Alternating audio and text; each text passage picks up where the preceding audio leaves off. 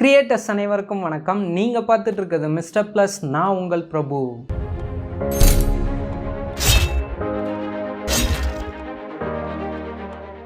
So இன்றைக்கி என்ன விஷயங்கள் மேக் பண்ண போகிறோம் அப்படின்னு பார்த்தீங்கன்னா, வீட்டில் வேஸ்ட்டாக கிடக்கக்கூடிய பழைய டிவிடி இருந்ததுன்னா அதை இந்த மாதிரி இன்ட்ரெஸ்டிங்காக ஸ்வாடு கீ செயினாக மாற்றிடலாம். நான் உங்களுக்கு க்ளோஸில் காட்டுறேன் பாருங்கள்.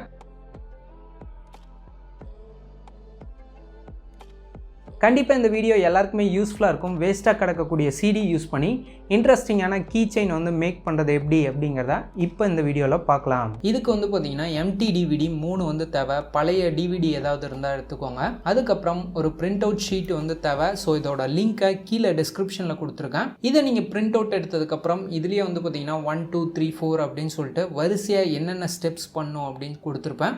இந்த A4 ஷீட்டில் ஃபஸ்ட்டாக இருக்கக்கூடிய ஷேப்பை வந்து நான் கட் பண்ணி எடுத்துக்கிறேன். ஸோ இதே மாதிரி பார்த்தீங்கன்னா நமக்கு 3 ஷேப் வந்து இருக்கும். 2 அப்படிங்கிறதையும் கட் பண்ணி எடுத்துக்கிறேன். 3ஆம் நம்பர் வந்து பார்த்தீங்கன்னா அதே ஷேப்பில் இருக்கும். ஸோ அந்த ஷேப்பை வந்து கட் பண்ணிவிட்டு முன்னாடி அந்த கத்தி மாதிரி இருக்கக்கூடிய பார்ட்டை மட்டும் விட்டுட்டு அந்த 3rd ஷேப்பை மட்டும் கட் பண்ணி எடுத்துக்கோங்க.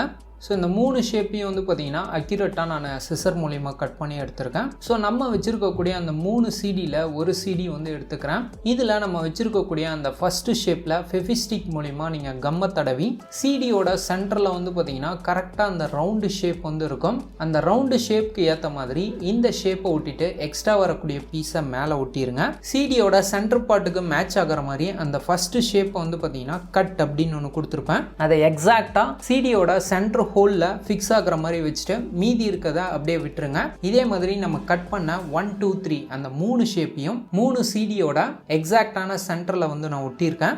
ஸோ இதை நம்ம எக்ஸாக்டாக கட் பண்ணி எடுக்கணும். இதை வந்து நீங்கள் சிசர் மூலிமாவும் கட் பண்ணலாம். பட் சம்டைம்ஸ் வந்து பார்த்தீங்கன்னா உங்களுக்கு கொஞ்சம் பிரேக் ஆகிடுச்சினாலும் டோட்டல் சிடியே வந்து வேஸ்ட் ஆயிரும். அதனால் நான் கத்தியை கேண்டில் மூலிமா ஹீட் பண்ணி நம்ம ஒட்டின அந்த ஷேப்போட கொஞ்சம் கேப் விட்டு நான் கட் பண்ணிக்கிறேன்.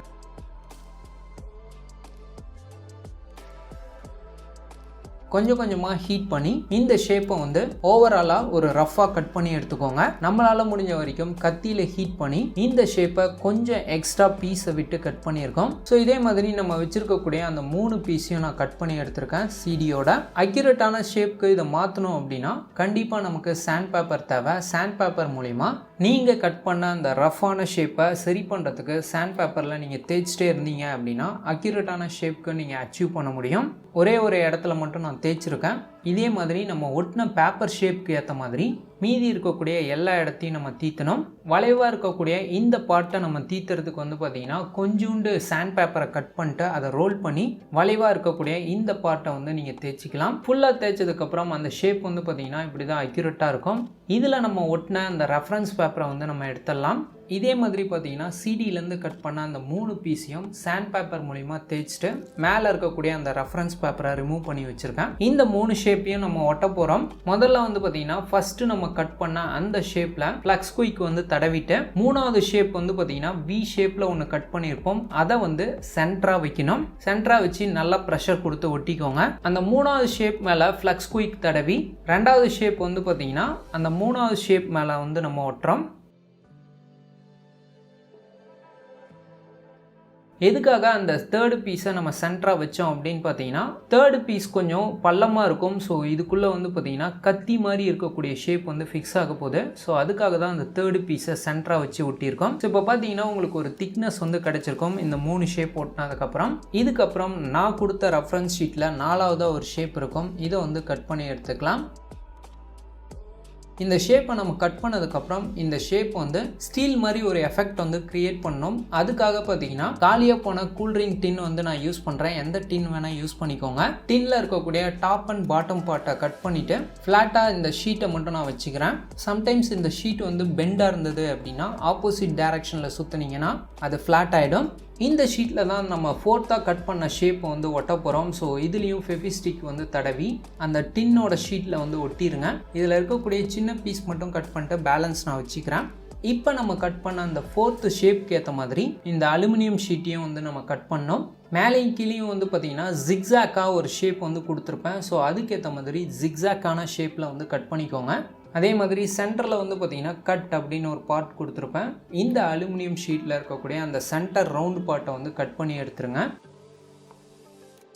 ஃபுல்லாக நம்ம கட் பண்ணதுக்கப்புறம் இதில் ஒட்டின அந்த ரெஃபரன்ஸ் ஷீட்டை வந்து ரிமூவ் பண்ணிடலாம். ஸோ ஆல்ரெடி நம்ம 3 ஷேப் வந்து ஒட்டி வச்சுருப்போம் சிடியில். அந்த ஷேப்புக்கு மேலே வந்து இந்த அலுமினியம் ஷீட்டை வந்து ஒட்ட போகிறோம். டாப்பில் இருக்கக்கூடிய அந்த சிடி ஷேப்பில் ஃப்ளக்ஸ் குயிக் வந்து தடவி இந்த அலுமினியம் ஷீட்டை எக்ஸாக்டாக வந்து ஒட்டிடுங்க. அந்த சர்க்கிள் ஷேப்க்கு ஏற்ற மாதிரி வச்சிங்க அப்படின்னா ஆட்டோமேட்டிக்காக பேலன்ஸ் எல்லாமே மேட்ச் ஆகிடும். ஒட்டினதுக்கப்புறம் பார்த்தீங்கன்னா உங்களுக்கு இப்படி தான் இருக்கும்.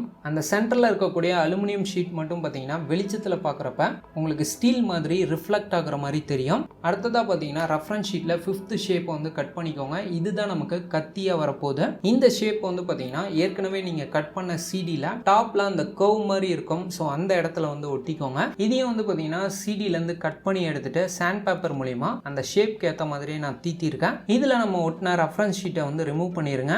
இந்த ஷேப்போட மேல் பார்ட் வந்து பார்த்தீங்கன்னா நிறைய ஷார்ப்பாக டிசைன்ஸ் வந்து கொடுத்துருக்காங்க. இது எப்படி ஷார்ப்பாக பண்ணுறது அப்படின்னா சாண்ட் பேப்பர் சின்ன பீஸாக எடுத்துக்கிட்டு அதை 2ஆக மடக்கி மேலே வச்சு அப்படியே தேய்ச்சிங்க அப்படின்னா உங்களுக்கு பள்ளம் மாதிரி இப்படி வி ஷேப்பில் கிடைக்கும். இதே மாதிரி அந்த ரெஃபரன்ஸ் இமேஜில் இருக்க மாதிரியே எல்லா பார்ட்டையும் வந்து நான் தீத்திருக்கேன். அடுத்ததாக பார்த்தீங்கன்னா இதில் 6th and 7th ஷேப் வந்து கொடுத்துருப்பாங்க. ஸோ இது கண்டிப்பாக அலுமினியம் ஷீட்டில் தான் வந்து பண்ணோம். ஸோ ஆல்ரெடி நம்ம பேலன்ஸ் எடுத்து வச்சுருப்போம். அந்த 6th and 7th ஷேப்பை அலுமினியம் ஷீட்டில் வந்து ஒட்டி கட் பண்ணி எடுத்துக்கோங்க. ஸோ இதை வந்து பார்த்தீங்கன்னா நம்ம கத்தி மாதிரி செஞ்ச ஷேப்க்கு டாப்பில் வந்து நம்ம ஒட்டினோம். இதையும் நான் பார்த்தீங்கன்னா ஃப்ளக்ஸ் குயிக் மூலிமா டாப்பில் வந்து ஒட்டியிருக்கேன். ஸோ இதையும் நீங்கள் வெளிச்சத்தில் பார்த்தீங்க அப்படின்னா உங்களுக்கு ஸ்டீல் மாதிரி ரிஃப்ளெக்ஷன் வந்து கிடைக்கும். அவ்வளோதான் நம்ம செஞ்ச இந்த கத்தி ஷேப்பை ஆல்ரெடி நம்ம ஹேண்டில் வந்து செஞ்சு வச்சுருப்போம். அதில் ஃப்ளக்ஸ் குயிக் வந்து தடவி நடுவில் வந்து பார்த்தீங்கன்னா கேப் இருக்கும். ஸோ அந்த கேப்பில் இன்சர்ட் பண்ணி நல்லா டைட்டாக ஹோல்ட் பண்ணிங்க அப்படின்னா அந்த ஹேண்டில் கூடவே அந்த கத்தி ஷேப்பும் வந்து ஒட்டிக்கும். அவ்வளோதான் சிடியில் யூனிக்கான டிசைன் கிரியேட் பண்ணியிருக்கோம். கீ செயினில் இருக்கக்கூடிய அந்த ரிங்கை கீழே இருக்கக்கூடிய பார்ட்டில் இன்சர்ட் பண்ணிட்டீங்க அப்படின்னா நம்ம செஞ்ச அந்த சிடி ஸ்வாடை நீங்கள் ஒரு கீ செயினாக பயன்படுத்தலாம்.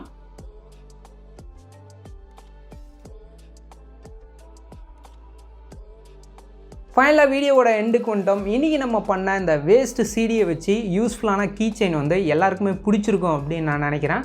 கண்டிப்பாக இதை உங்கள் வீட்டில் ட்ரை பண்ணுங்கள். ஸோ இந்த வீடியோ பிடிச்சிருந்தால் லைக் பண்ணுங்கள். மறக்காமல் இந்த வீடியோ உங்கள் ஃப்ரெண்ட்ஸோட ஷேர் பண்ணுங்கள். இதே மாதிரி இன்ட்ரெஸ்டிங்கான விஷயங்கள் நம்ம சேனலில் தொடர்ந்து மேக் பண்ணிகிட்டே இருப்போம். அது எல்லாத்தையும் நீங்கள் மிஸ் பண்ணாமல் பார்க்கணுன்னா கீழே உள்ள சப்ஸ்கிரைப் பட்டனை கிளிக் பண்ணி பக்கத்தில் உள்ள பெல் சிம்பல் கிளிக் பண்ணிக்கோங்க. நம்ம சேனலில் வரும் அப்டேட்ஸை நீங்கள் மிஸ் பண்ணாமல் பார்க்கலாம். நீங்கள் பார்த்துட்டு இருக்கிறது மிஸ்டர் ப்ளஸ். நான் உங்கள் பிரபு.